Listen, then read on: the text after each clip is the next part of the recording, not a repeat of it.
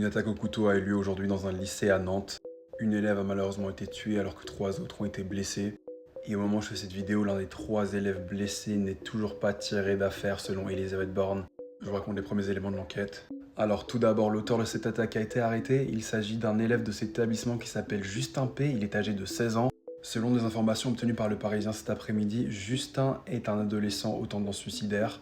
D'ailleurs, lorsqu'il a été interpellé par les policiers, il aurait demandé à l'un d'entre eux de lui tirer une balle dans la tête. Justin P est scolarisé au collège-lycée Notre-Dame de Toute Z et c'est là qu'il a mené cette attaque justement. Peu de temps avant l'attaque, il avait envoyé un manifeste de 13 pages à tous les élèves de l'établissement via l'espace numérique de travail.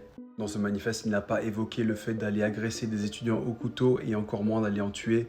Non, dans ce manifeste qu'il a appelé l'action immunitaire, Justin se révolte contre le système mondial actuel, système qui selon lui détruit la planète, l'écologie et l'humanité.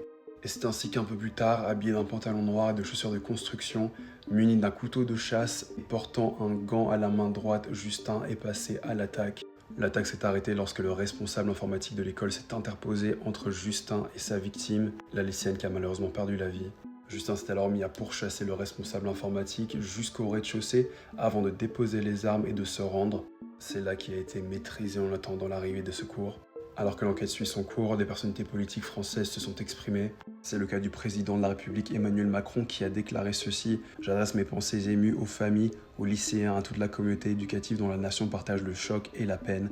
Par l'intervention des professeurs ont sans doute empêché d'autres drames. Leur courage force le respect. » Le Premier ministre François Bayrou est consterné. Il appelle à une multiplication des contrôles de sécurité aux abords des écoles.